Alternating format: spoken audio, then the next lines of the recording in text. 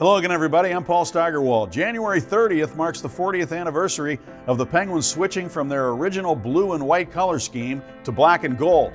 The mid-season switch to the colors of the championship-winning Steelers and Pirates marked the beginning of a new era in Penguins hockey, an era that would eventually bring the Penguins championships of their own and further unify the major sports teams in Western Pennsylvania.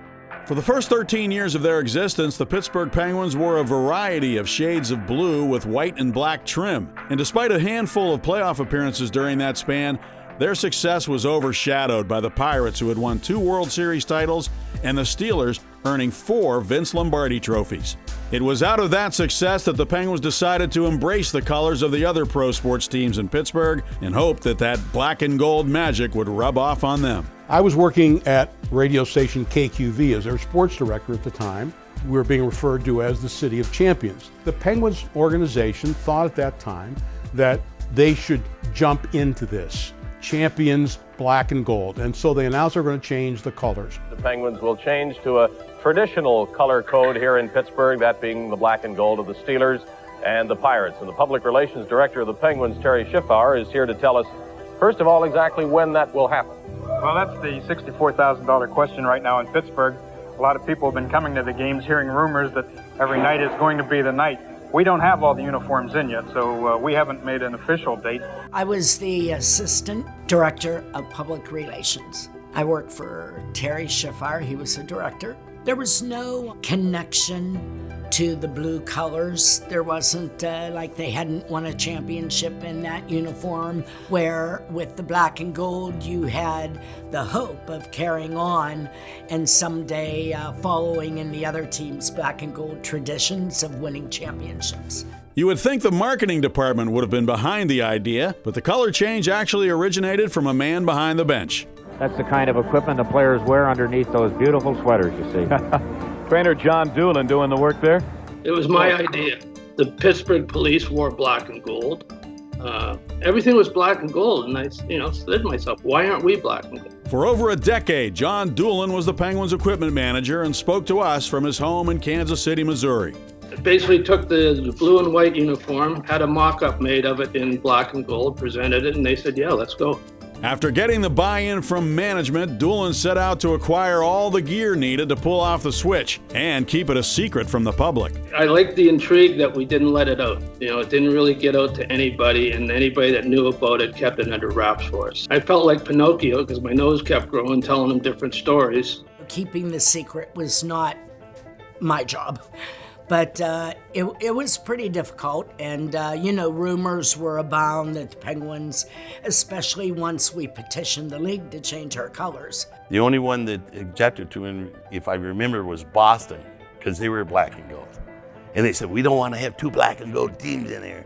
It was an absolute baseless claim by the Boston Bruins. For example, in the NHL, that are red, white, and blue. Does that mean only one team is allowed to have that? Well, somebody should talk to Betsy Ross first. One of my best friends worked for the Boston Bruins, and she couldn't understand why we wanted to change our colors to black and gold. The Bruins had petitioned for us not to change our colors, and John Ziegler decided to rule in favor of the Penguins because the very first hockey team in Pittsburgh was the Pittsburgh Pirates, and the Pittsburgh Pirates were black and gold. And so that preceded the Bruins wearing black and gold because their original colors were brown and yellow. With league approval, the new jerseys made their debut on January 30th, 1980, 2 weeks after Terry Schiffauer's announcement on TV. They changed over. It was a January night. I believe they played the St. Louis Blues. And I remember interviewing one of the players in the locker room in the old Civic Arena back then about the change in colors. I don't think it mattered to the players. It was like one of those things, management made a choice. We never really thought too much about it, really, to tell you the truth. You look back at history and so forth. It's probably the right move for them, even though I like the blue. When I was in Toronto, I had blue too, so I was used to the blue. But no, I enjoyed playing in the black and gold. And right from then till now, it's the success just kept building. The nice thing about playing in Pittsburgh and going back to those days is that we became good friends with some Steeler players. I had a guy come from New Brunswick, Digger, and he came and Joe Green, he threw the shirt to the kids. We're walking down the Sada. Joe Green's there and he looks at Digger. Well, it's a t-shirt that had Steelers on it, white. He goes, Digger, turns around, here you go. Gave her the shirt. I think when they made the change in the colors, that kind of said, okay, now they're part of us, kind of deal. Does this guy look familiar? If you've been watching home sports entertainment, he ought to be. And if you've been at the ballpark, he ought to be. I tell you, I hope we see more of Chuck Tenner in the couple of weeks to come when he is named, which he certainly deserves to be, Manager of the Year in the National League. Ryan Shazier of the Pittsburgh Steelers. Hey, it's a hockey night in Pittsburgh! I think that people love it when Steeler players come to the Penguin games in the playoffs. I mean, they love seeing Mike Tomlin there. You see the reaction they get in the scoreboard.